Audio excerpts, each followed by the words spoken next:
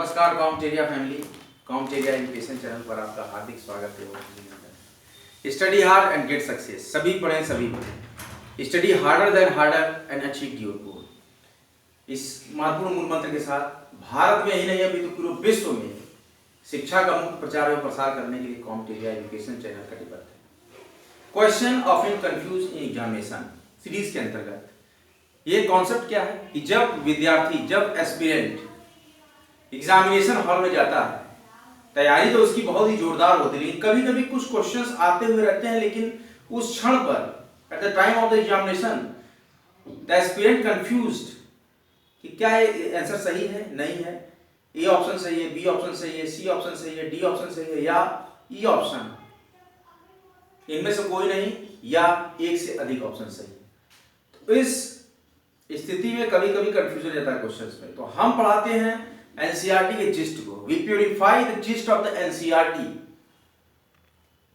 To improve the aspirants frequency of study procedure. एक पढ़ने के प्रोसीजर को एस्पिरेंट के बहुत ही फ्रीक्वेंट कर देता है कॉमटेरिया के ये क्वेश्चन ऑफ कंफ्यूज लेक्चर, क्योंकि हम दिखाते हैं कि जिस्ट ऑफ द एनसीईआरटी से किस प्रकार से एक एक पहलू पर, और फिलहाल हमारा जो विषय चल रहा है इंडियन पॉलिटी एंड कॉन्स्टिट्यूशन, उस पर हम बराबर सीरीज चला रहे हैं।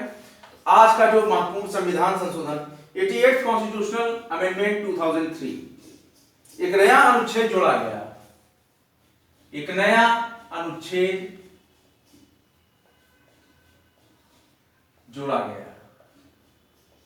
देखिए 88वां संविधान संशोधन अधिनियम 2003 के अंतर्गत एक नया अनुच्छेद जोड़ा गया 268 का 268A, added a new article 268A, और 7वीं अनुसूची में और 7वीं अनुसूची में संघ सूची के अंतर्गत, मतलब सेंट्रल की जो सूची है, संघ सूची के अंतर्गत विषय होते, देखिए हमारी अनुसूचियों में विषय होते हैं 29 विषय, 38 विषय। तो 7वीं अनुसूची में संघ सूची के अंतर्गत सेवा कर को, सर्विस टैक्स। देखिए जैसे कि हम रेस्टोरेंट में जाते हैं तो वो हमारी इच्छा पे हम सेवा कर दें या ना दें, लेकिन प्राय रेस्टोरेंट हम लोग से होटल ले लेती है सर्विस टैक्स। लेकिन हमारे संविधान में रूल यही है कि हम सर्विस टैक्स दें या न दें, वो हमारी इच्छा पे है, क्योंकि जीएसटी जो आप ले रहे हैं उसमें ऑलरेडी इंक्लूडेड है सर्विस टैक्स। तो according to the 88th constitutional amendment 2003, a new article 268A added, और 7वीं अनुसूची में संघ सूची के अंतर्गत से सर्विस टैक्स को औपचारिक रूप से शामिल किया गया, औपचारिक रूप से शामिल किया गया। ठीक है, सेवा कर को शामिल कर लिया गया। According to the 88th constitutional amendment 2003, added a new article 268A, added a new article 268A, और 7वीं अनुसूची में संघ सूची के अंतर्गत, राज्य सूची होती है, संघ सूची, तो संघ सूची के अंतर्गत सर्विस टैक्स, सेवा कर को औपचारिक रूप से, फॉर्मल रूप से शामिल कर लिया गया। और अगला संविधान संशोधन अधिनियम है 89वां संविधान संशोधन अधिनियम, 89वां संविधान संशोधन अधिनियम, ये भी 2003। According to the 89th constitutional amendment 2003, एक नया अनुच्छेद,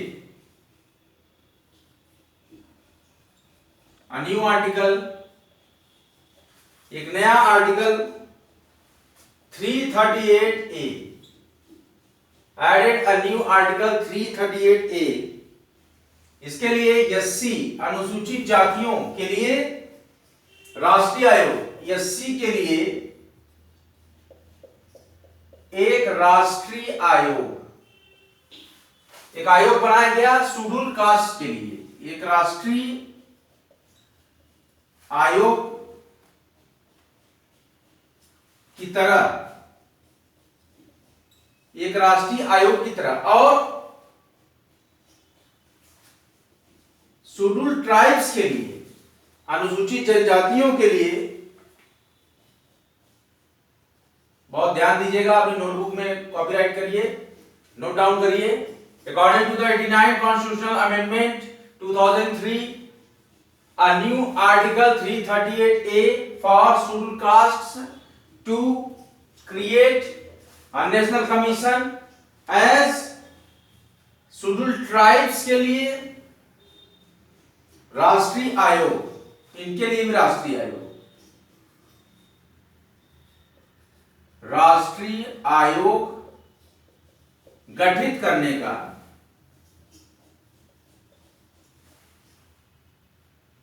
प्रावधान किया गया।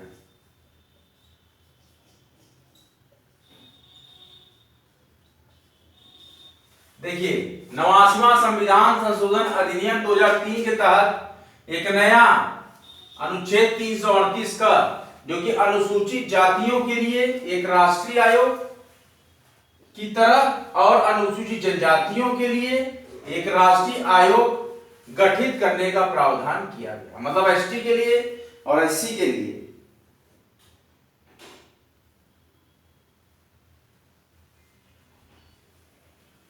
तो अनुच्छेद 338 का को अंतः स्थापित कर दिया गया।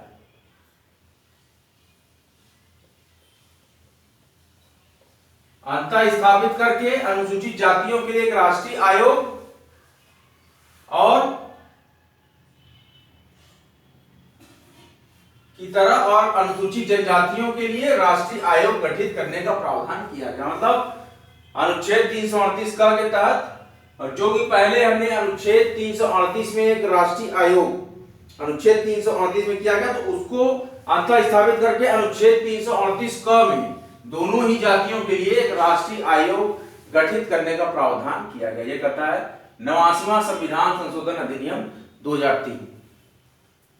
नोट डाउन करिए आप लोग नोटबुक पे, बहुत ही इंपॉर्टेंट पॉइंट है, इसको नोट डाउन करते रहें। ऐसे ही महत्वपूर्ण प्रश्नों पर चर्चाओं का दौर लेकर बराबर कॉम्पिटेटिव आपके समक्ष प्रस्तुत होता रहता है। देखिए, अकॉर्डिंग, हम फिर से इसको रिमाइंड कर लेते हैं। According to the 88th constitutional amendment 2003, a new article added 268A, और 7वीं अनुसूची में संघ सूची के अंतर्गत सर्विस टैक्स को औपचारिक रूप से, फॉर्मल रूप से शामिल किया गया। क्या किया गया? 89वां संविधान संशोधन अधिनियम 2003 में एक नया अनुच्छेद जोड़ा गया 268 का, और 7वीं अनुसूची के संघ सूची के अंतर्गत सेवा कर को औपचारिक रूप से शामिल किया गया। और according to the 89 constitutional amendment 2003 stated that एक न्यू आर्टिकल जोड़ा गया 338 का, एक नया अनुच्छेद 338 का अंतः स्थापित करके शेड्यूल कास्ट के लिए एक राष्ट्रीय आयोग की तरह और शेड्यूल ट्राइब्स के लिए राष्ट्रीय आयोग गठित करने का प्रावधान किया गया। यही कहता है हमारे संविधान का 89वां संविधान संशोधन अधिनियम 2003। 88वां संविधान संशोधन 2003, नोट डाउन करिए अपनी नोटबुक पे। 88वां संविधान संशोधन अधिनियम 2003 में एक नया अनुच्छेद जोड़ा गया 268 का, जिसमें 7वीं अनुसूची में संघ सूची के अंतर्गत सेवा कर को औपचारिक रूप से शामिल किया गया। ये कौन सा है? सर्विस टैक्स, जो कि खाने पीने पे भी देते हैं रेस्टोरेंट में, वही है सर्विस टैक्स। और देखिए, फिर एक 89वां 89 कॉन्स्टिट्यूशनल अमेंडमेंट 2003 कहता है कि एक नया अनुच्छेद 338 का अंतः स्थापित करके अनुसूचित जातियों के लिए एक राष्ट्रीय आयोग की तरह और अनुसूचित जनजातियों के लिए राष्ट्रीय आयोग गठित करने का प्रावधान किया गया। इस प्रकार से बड़े महत्वपूर्ण संविधान संशोधन पे हमने चर्चा की। और अब हम इसके बाद अगला पॉइंट पढ़ते हैं, आप लोग नोट डाउन कर लीजिए अपनी नोटबुक पे। 92वां संविधान संशोधन अधिनियम 2003।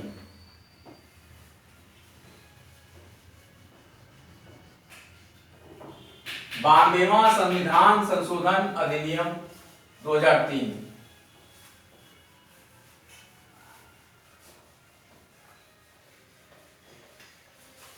बानवेवां संविधान संशोधन अधिनियम 2003। अब देखिए इसमें है 92वां संविधान संशोधन अधिनियम 2003, 92th constitutional amendment 2003, 92th constitutional amendment 2003। संविधान की 8वीं अनुसूची। अब देखिए संविधान की 7वीं अनुसूची थी, इसके पहले वाले अमेंडमेंट में 8वीं अनुसूची में क्या किया गया? 92वां संविधान संशोधन अधिनियम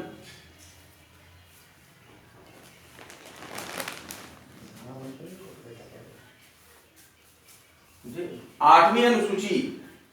देखिए 92वां संविधान संशोधन अधिनियम 2003 कहता है कि संविधान की 8वीं अनुसूची में 8वीं अनुसूची में 4 और भाषाएं जोड़ी गई। 92वां संविधान संशोधन अधिनियम के अंतर्गत कहा गया कि हमारे संविधान की 8वीं अनुसूची में 4 और भाषाएं जोड़ी गई। कौन कौन सी? देखिए बोडो, आसाम में बोला जाता है ये भाषा, आसाम में बोला जाता है बोडो भाषा, एक बोडो जोड़ी गई और मैथिली जोड़ी गई। बिहार में देखिए मैथिली भाषा जोड़ी गई 8वीं अनुसूची में, और डोगरी जोड़ी गई जो कि जम्मू कश्मीर में बोली जाती है, जम्मू में डोगरी बोली जाती है, डोगरी भाषा जोड़ी गई, और संथाली भाषा जोड़ी गई। संथाली बोला जाता है झारखंड में। देखिए 92वां संविधान संशोधन अधिनियम 2003 के अंतर्गत अगर हम अध्ययन करें तो संविधान की 8वीं अनुसूची में 4 और भाषाएं जोड़ी गई, 4 और भाषाएं जोड़ी गई, जिसमें बोडो, मैथिली, डोगरी और संथाली भाषा को शामिल किया गया। किसको शामिल किया गया?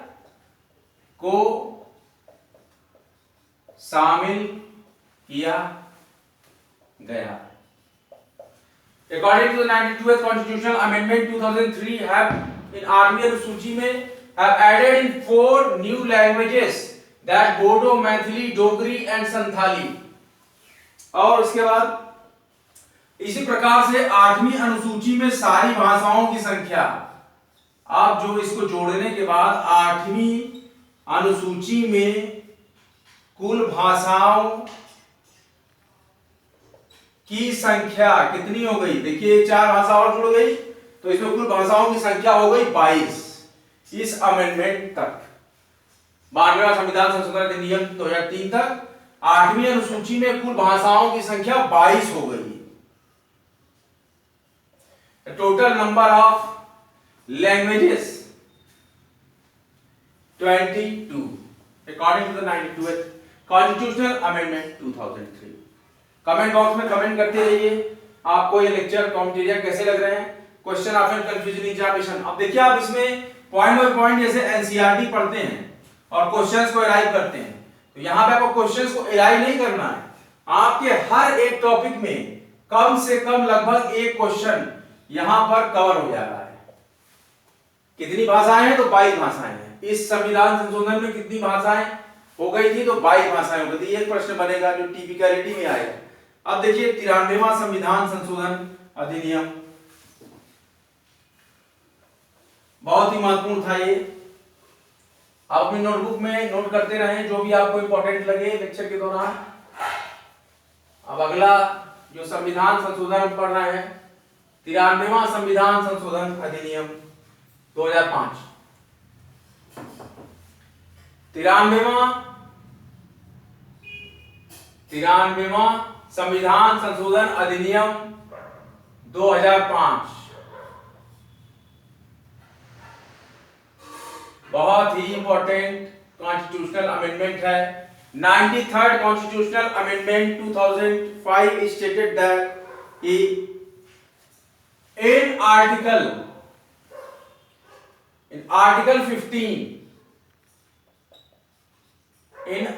15 added a सब आर्टिकल, एक नया खंड जोड़ा गया 15(5). In article 15 added a sub article या सब क्लास 15(5) as, इस प्रकार से राज्य सामाजिक और शैक्षणिक, देखिए समाज की दृष्टि से और शिक्षा की, सामाजिक एवं शैक्षणिक, मतलब सामाजिक स्थिति में राज्य और शैक्षणिक स्थिति में दृष्टि से पिछड़े वर्ग, इन सभी दृष्टि से जो पिछड़े वर्ग के लोग हैं, से पिछड़े वर्ग, सामाजिक रूप से पिछड़े वर्ग और शिक्षा न प्राप्त कर पाने वाले, शिक्षा बहुत कम प्राप्त जिनको हो पा रही है, शिक्षा जिन तक नहीं पहुंच पा रही, तो इसको कहते हैं कि पिछड़ा उस दृष्टि से। Added a sub article in article 15 that the state have सामाजिक और शैक्षणिक दृष्टि से पिछड़े वर्ग जो होंगे, या अब या में हम इसको लिख सकते हैं अनुसूचित जातियों या अनुसूचित जनजातियों, देखिए क्लियरली मेंशन किया गया है, या पिछड़े वर्ग या अनुसूचित जातियों अनुसूचित जनजातियों की उन्नति के लिए, मतलब इनकी उन्नति के लिए, यह लाया गया अमेंडमेंट 93rd। उन्नति के लिए शैक्षणिक संस्थाओं,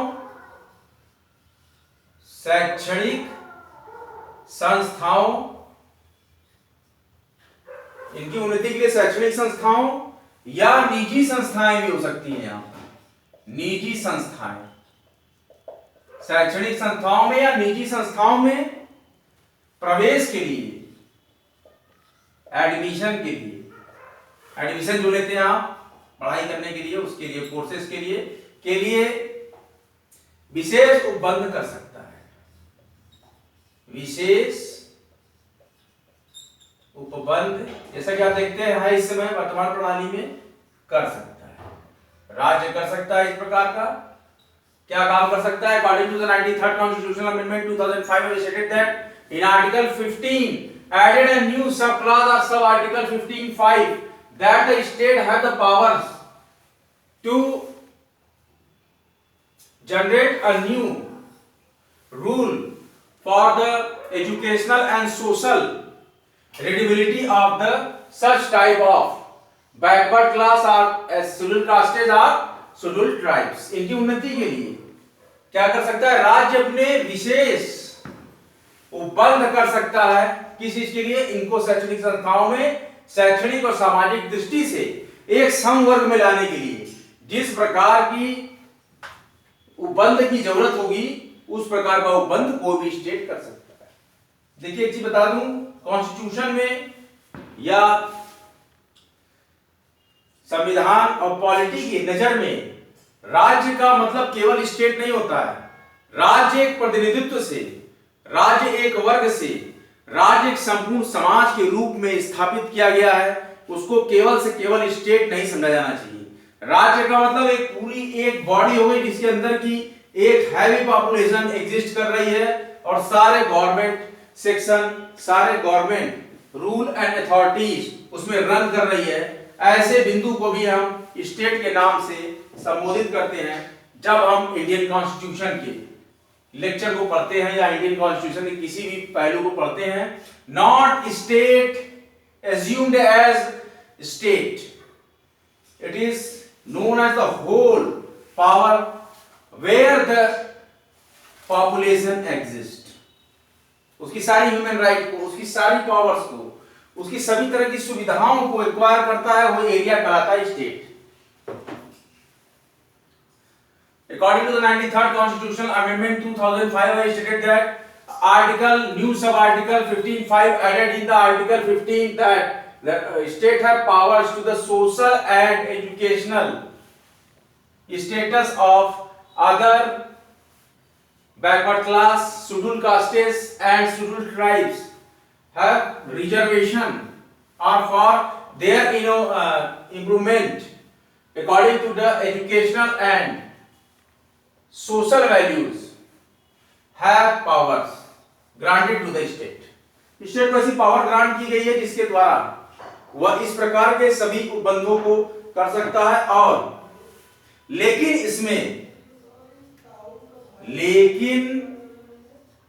इसमें देखिए आप क्या है, लेकिन लगता है, बट क्या लगता है, लेकिन इसमें अल्पसंख्यक वर्गों की संस्थाएं, अल्पसंख्यक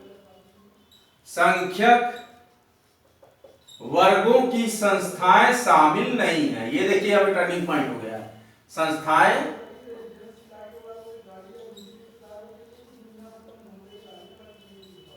शामिल नहीं है, लेकिन इसमें अल्पसंख्यक वर्गों की संस्थाएं शामिल नहीं है। That but no minority community institutes exist in such rule.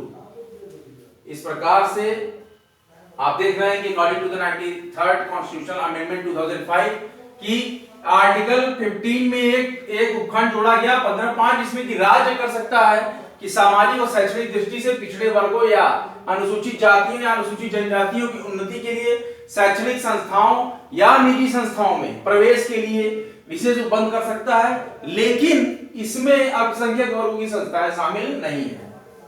अल्पसंख्यक वर्गों की संस्थाएं शामिल नहीं है। आज का लेक्चर यहीं तक।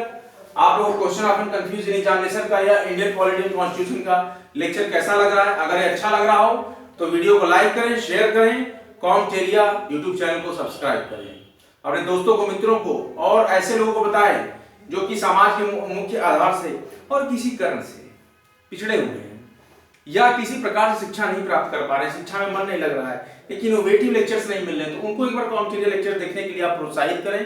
और वैसे भी गरीब विद्यार्थी जो नहीं पहुंच पा रहे शिक्षा के मुख्य आधार में, लेकिन इसको आप कब अप्रोच कर पाएंगे कि जब आपके मोबाइल हो आपके पास और उसमें यूट्यूब चलाने के लिए आप कम से कम डाटा की व्यवस्था कर सकें। डेटा आपके पास रहेगा तब तो आप कॉमटेरिया चैनल को देखेंगे। तो इस प्रकार से आप अपना सिस्टम बनाएं और फ्री एजुकेशन लेक्चर्स का फायदा लें कॉमटेरिया यूट्यूब चैनल पर। आप सभी लोगों को कॉमटेरिया एजुकेशन चैनल हार्दिक बधाई शुभकामनाएं देता है और सभी केवीएस के विद्यार्थियों को बेस्ट ऑफ लक करता है कॉमटेरिया एजुकेशन चैनल। वो शिक्षक भर्ती में अपने एक महत्वपूर्ण आयाम कायम करें। लाइक करते रहें, शेयर करते रहें, कॉमटेरिया को सब्सक्राइब करें। जय हिंद, जय भारत। अगले महत्वपूर्ण लेक्चर में आपको इंडियन पॉलिटी और कॉन्स्टिट्यूशन के महत्वपूर्ण कॉन्सेप्ट्स के साथ फिर कॉमटेरिया आपके समक्ष प्रस्तुत होगा। वीडियो को लाइक करते रहें, शेयर करते रहें, कॉमटेरिया को सब्सक्राइब करें। जय हिंद, जय भारत।